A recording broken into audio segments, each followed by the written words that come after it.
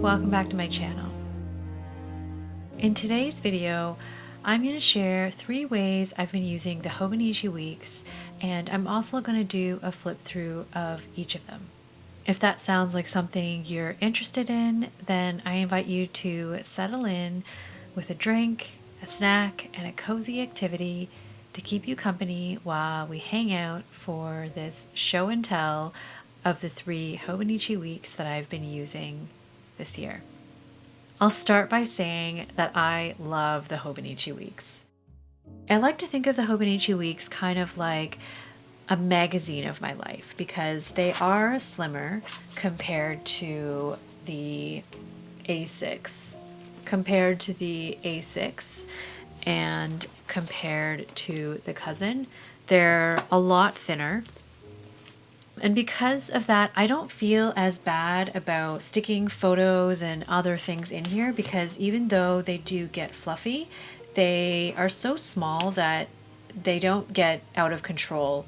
Whereas I think of the Hobonichi original or the cousin as more like novels or textbooks, where they're dense with information and details, but sparse on the visual content and the things that I would add in here because I tend to prefer to keep the original and the cousin as a pen-only, very minimal book.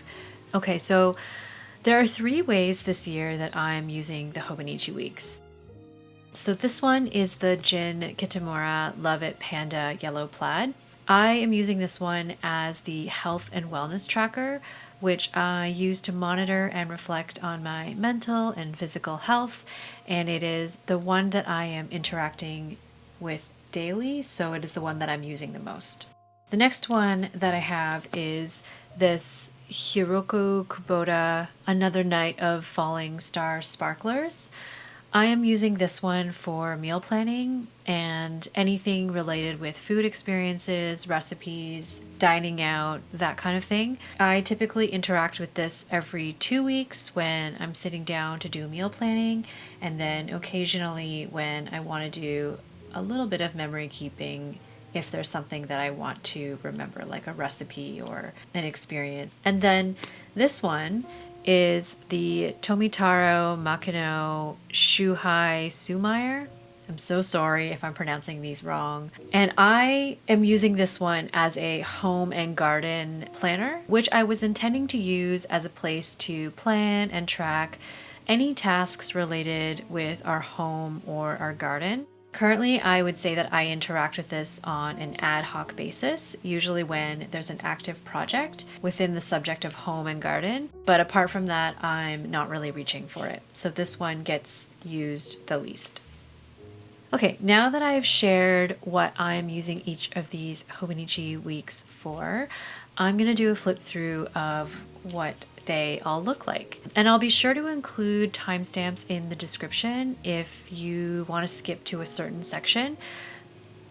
Word of warning, if you're looking for beautifully inspiring spreads, then you might be disappointed. But if you're looking for real, this is how I'm actually using it, spaces and gaps and messiness, then this is what you're going to get. So as I flip through each of them, I'll be reflecting on 3 things: what happened and went well, what didn't go as well, and what I've learned over the past 6 months of using these books. We're going to start strong with the Love It Panda Yellow Plaid because this is the one that I would say I've been the most consistent with. So I'm going to move these off to the side. So on this page, I've been mainly tracking my daily steps, and what I've done in the top section here is I've put the highest step day for the month, the low of the month, the average steps that I took for that month, and then at the top here I've added in the average from 2023, and I've just done a change overall. So if it's in blue pen, that means that the average is higher compared to last year, and if it's in red, that means it's lower compared to last year. I've been using the Hobonichi pen to write out the changes, because that is a pen that I will be able to access consistently throughout the year. Whereas with all the other pens that I'm using apart from black, I tend to change my ink so often that I wanted to allow myself for some consistency. And I'm just going to blur this section here because I didn't really feel like censoring everybody's name. But what I've been using the monthlies for is I've been noting down days where I have some kind of significant social interaction, because part of my self-care plan is constantly staying connected with my friends and family. And this is just a place for me to be able to see if I'm doing a good job of that or not. Not a whole lot of decoration, but I think at some point I might go back and add some decor. Okay, and as for my weeklies, you can see things changed a little bit over time, but eventually I landed on this layout, which I've pretty much kept consistent up until now. So I just have my weather on the side where I draw out what it was like that day, if it was sunny, if it snowed, that kind of thing. I record the high and low. I use this Hobonichi stencil for marking my mood. Sometimes I'll add feelings, some additional notes for context if I want to note anything down related with health and wellness that might be impacting my mood, that kind of thing. Habits over here, I track my sleep, my mood, and then I add any additional notes or reflections.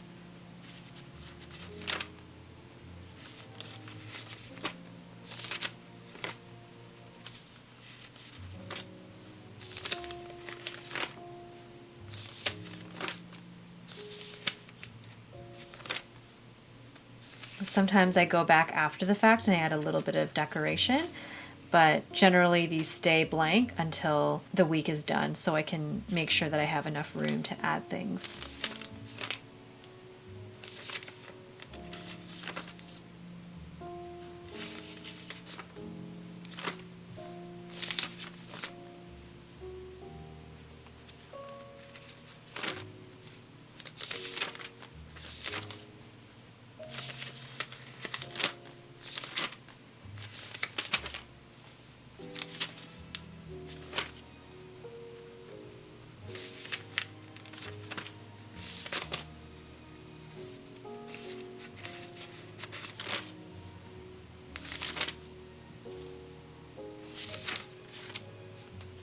Yeah, so that takes us to this week.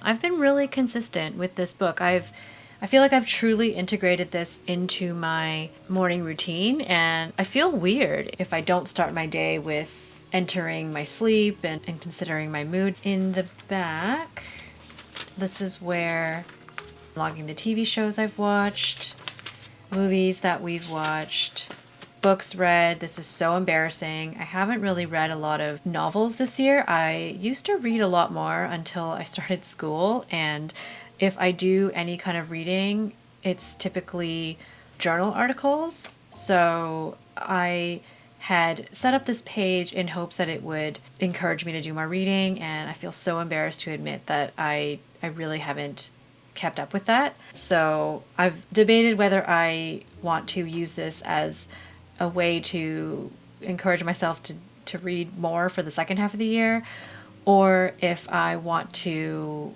maybe change this to something like books and journal articles read, because if I put journal articles in here, this would probably fill up really quickly and I wouldn't feel so bad about this, but anyway, we'll see. Also, I have date log, which, looking at this, I think maybe Mike and I need to do more dates.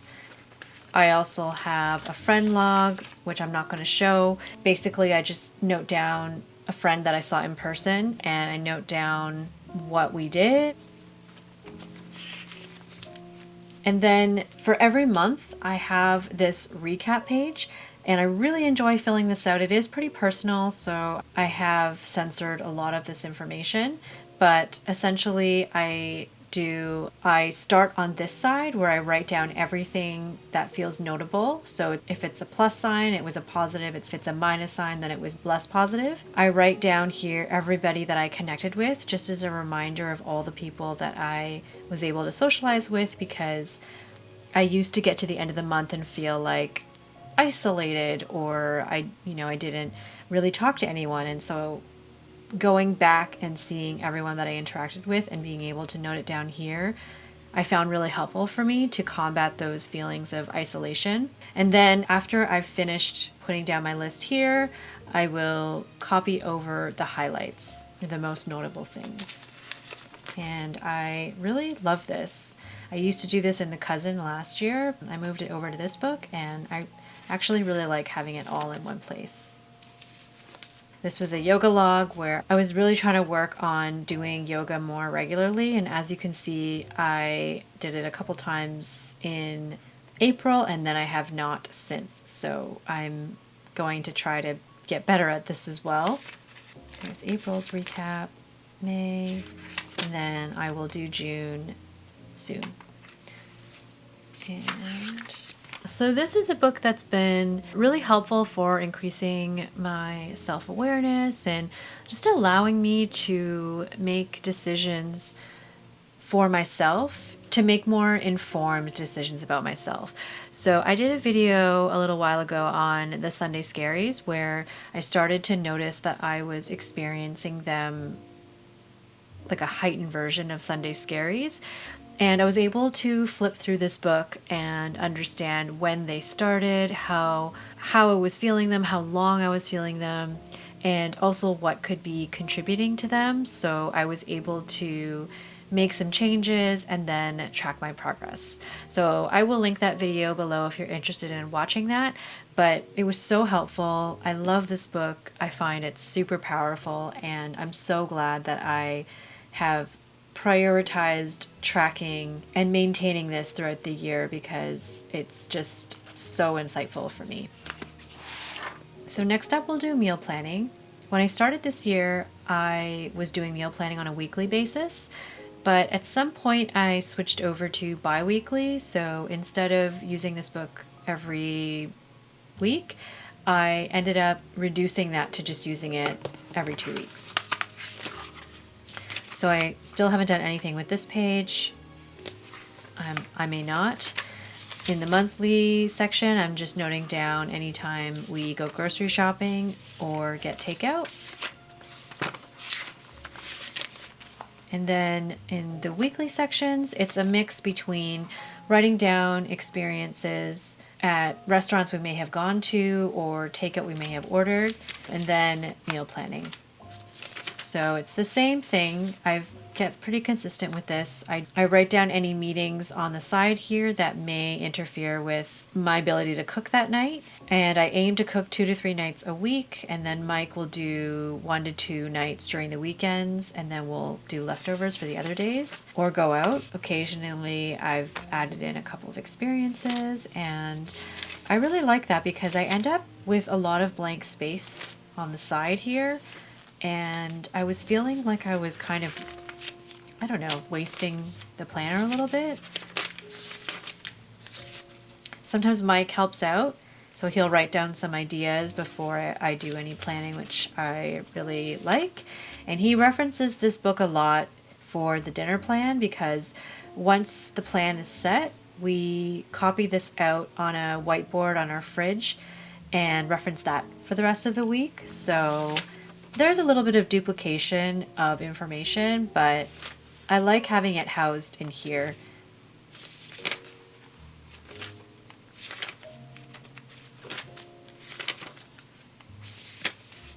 Yeah, so I really like adding in these little sections of places that I've gone to, what I've ordered, and what the experience was like, and occasionally adding photos in.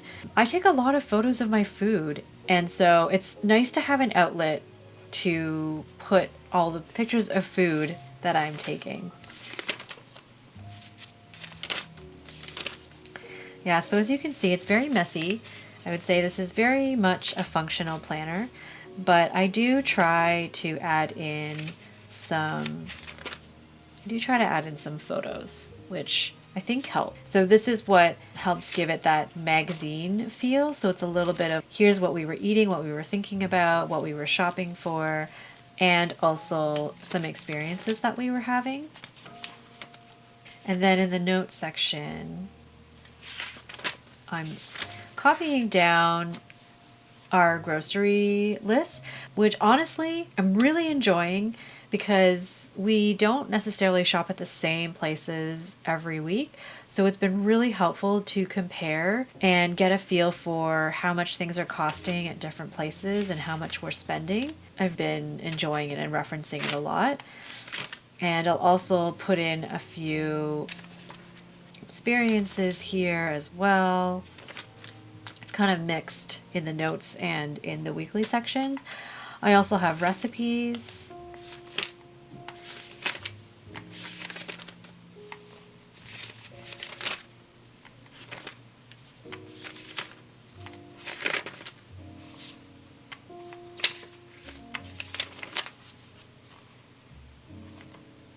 And this is a recipe that I tried out with my sister one night when we were having dinner together. I love that it's a mix of food things. So food we cooked, recipes we want to remember, places we went to. So overall, I'm pretty happy with this. I'm not sure if I'm going to run out of notes pages, but I guess we'll see.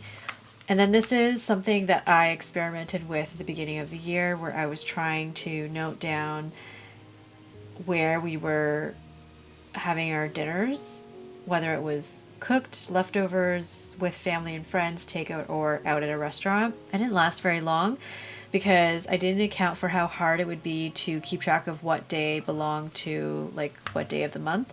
So I might come back and try to fill this in, but I think it'll be challenging, so I'm not sure about that. And as I mentioned, yeah, Mike and I reference this book all the time. And sometimes I do think it might be easier to integrate meal planning into my main planner because after 2 years of consistently meal planning, I would say it's pretty much a habit for us now and it's very much integrated into our routine. So it doesn't feel like it needs like special attention in the way that it used to. So I don't know what I'm going to do for next year. At the same time, having it as a separate book in such a slim book makes it easy for me to put this in my purse when I'm at the grocery store. And it's also a great place that I've trained Mike to go to. So when he wants any information or when he has ideas, he knows to go in here and double check what we have planned.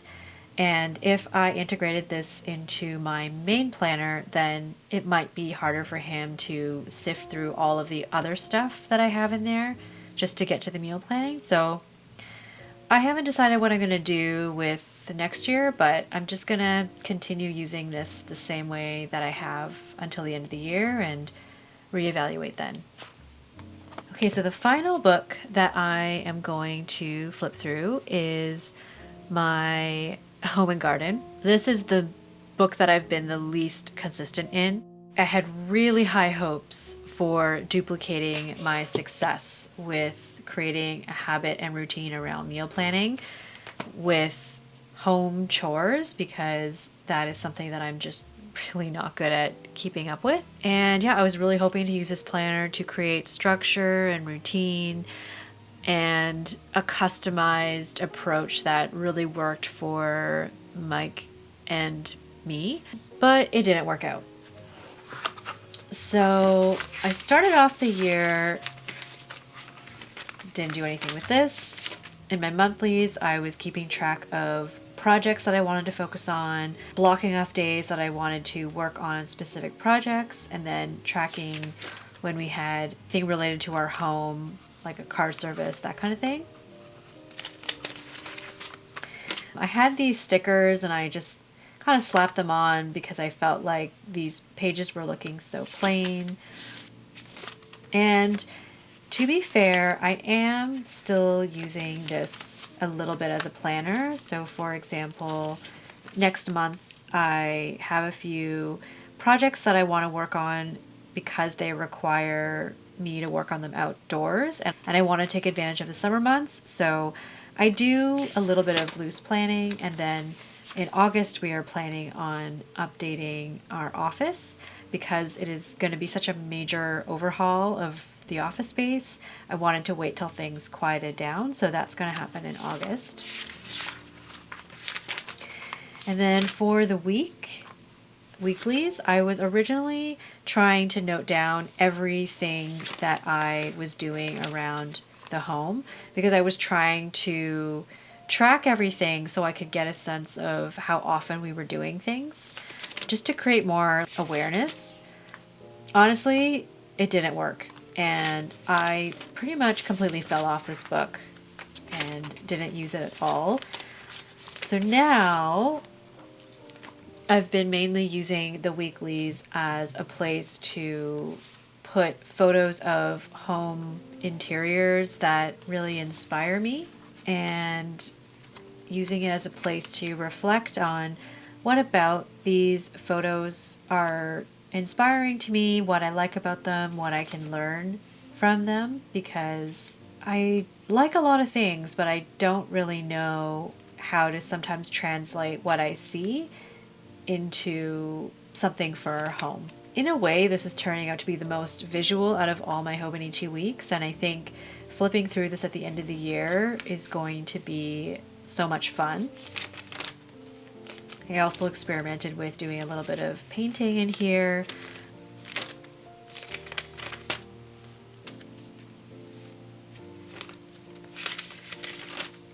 And then when I work on a project, I will do a little bit of planning in here for how I want to schedule things out. And then I will write down a little summary of what I accomplished each day. So messy, not the most aesthetically pleasing, but helpful information for future projects.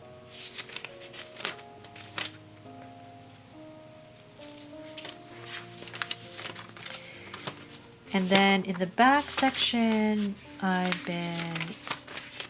this was a chores log that I completely abandoned. This was a home project log that I also abandoned.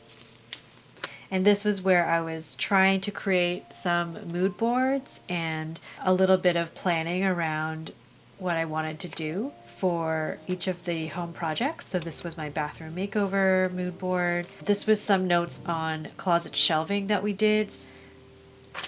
This is some preliminary planning around our office refresh. So some inspo photos and ideas. And that's it. Here I just wrote down some painting supplies that I use so that if I ever needed to buy more of them, I can make sure that I buy ones that I had good experiences with. As I mentioned, this is the book that I'm the least consistent in. And I realized it's because I don't really do house projects often enough. And I also don't particularly enjoy tracking house chores just because they're so repetitive, and I realize I don't actually care to pay attention to all the granular details of house chores. And we also completely gave up on our garden this year. So for the past 3 years, our garden has been leveling up each year where we add like more vegetables or more things that we're growing. And this year we just decided there was too much going on in our lives, and the idea of trying to carefully schedule and plan out a garden felt too overwhelming for us. So we just decided to take a break from pressure of getting a garden set up and tending to it, and essentially like made no plans. I might go back and add in a few things, like this is the day we bought some lettuce seedlings and planted them.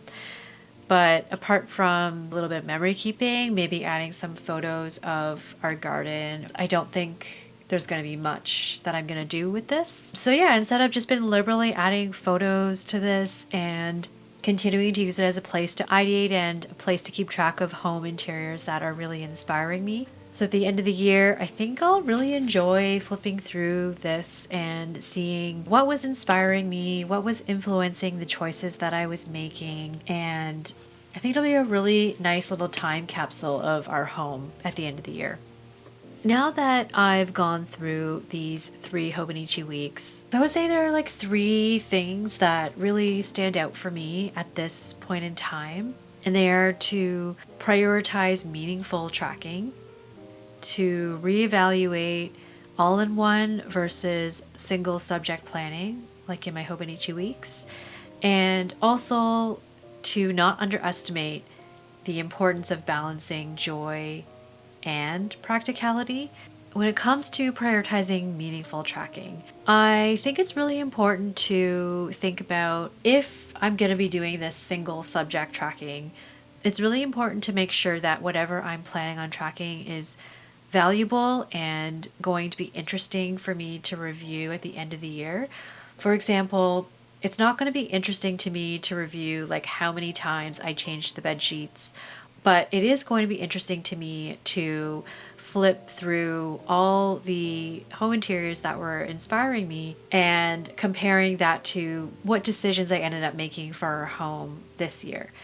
Next year, maybe different things will inspire me, and I think being able to compare those differences is personally very interesting to me. Also, when it comes to health and wellness, I know that at the end of the year, I think it's going to be really great to be able to flip through all of my highlights and what happened in each month and be able to see where I was, what was going on, and how that influenced my overall well-being. When it comes to reevaluating all-in-one versus single subject planning, so all of these were intended on being single subject planning, so meal planning, health and wellness, home and garden. But I think something I've realized is, for the most part, I actually prefer to do all my planning in one place. So when I tried to plan out chores that I needed to do in a separate weeks, it just didn't work because I didn't always have this on my desk and I didn't always think to pull it out. But my regular planner was something that I always had near me. And so I was always checking it, and therefore I would be more likely to remember things that I wanted to do. And I thought having a pretty book would motivate me to reach for it, and it would make the overall task more interesting and fun, but I was wrong. It worked for meal planning, but it didn't work for home and garden. So I've essentially moved all my planning into one space, and that integrating work, school, life, that kind of thing. And I think that just works better for me overall. The one exception is meal planning. So that's something I'm going to have to reevaluate for 2025. I don't know if I feel the need to keep this separate. And I am doing that experiment where I'm using an A6 and a weekly supplement for my weekly planner. But if I do end up back in a cousin, then I think a lot of this information here could be housed in the cousin instead and eliminate the need for these separate Hobonichi weeks. So that's something that I'll need to think about for next year. And one of the considerations will be, are the benefits of keeping meal planning in a separate book and allowing Mike to refer to it, does that really outweigh the benefits of keeping everything in one place, so I'm not having to be so scattered about all of these things? I don't know. And the last thing about balancing joy and practicality, I touched on this in my last video where I talked about my experiment of moving my planning system into a Hobonichi original and weekly supplement. And I want to continue being honest with myself and acknowledge that I do make decisions that sometimes don't always seem to be the most rational. And even last year, I fell in love with so many Hobonichi Weeks covers because I just love these artist covers. And it was such a struggle to narrow down what I wanted to have in my collection. And this does feel like a lot, but at the time, I just genuinely loved all of these, and it was just so hard to decide. So honestly, I think I could make any book work for my needs. It could be a blank notebook, it could be a structured book like Hobonichi Weeks, it could be Traveler's Notebook. And I am considering whether something like home projects would make more sense in a blank TN insert. And I could integrate meal planning and health and wellness into my Hobonichi original and weekly supplement. I could probably also fit a lot of that stuff into the cousin. So none of that's off the table, but I also know that we have 6 months left of the year. We have a Hobonichi release in August.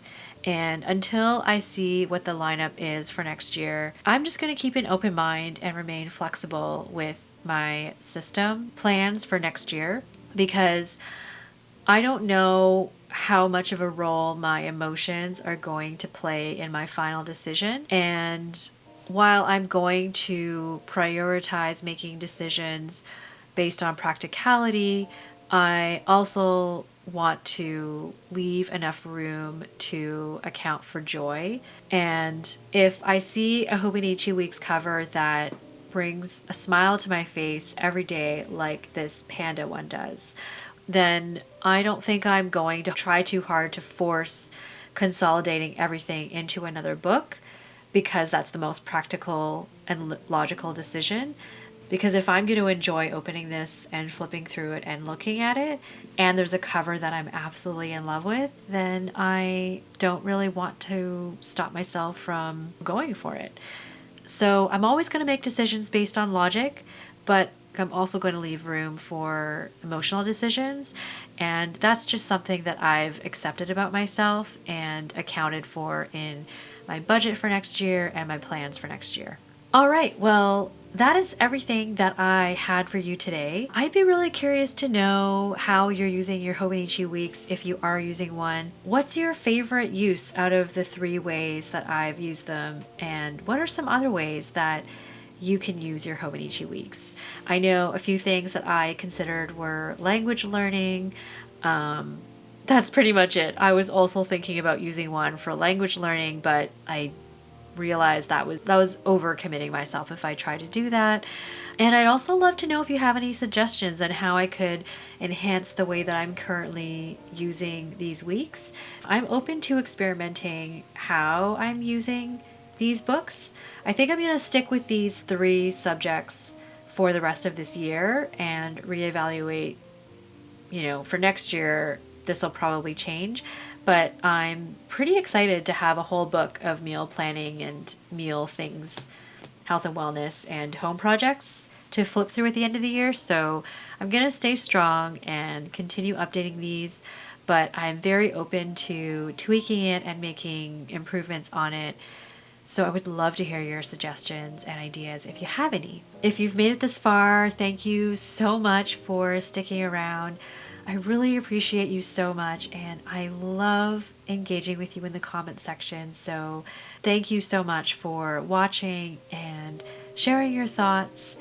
I hope you're doing well, and I will see you soon in the next video. Bye!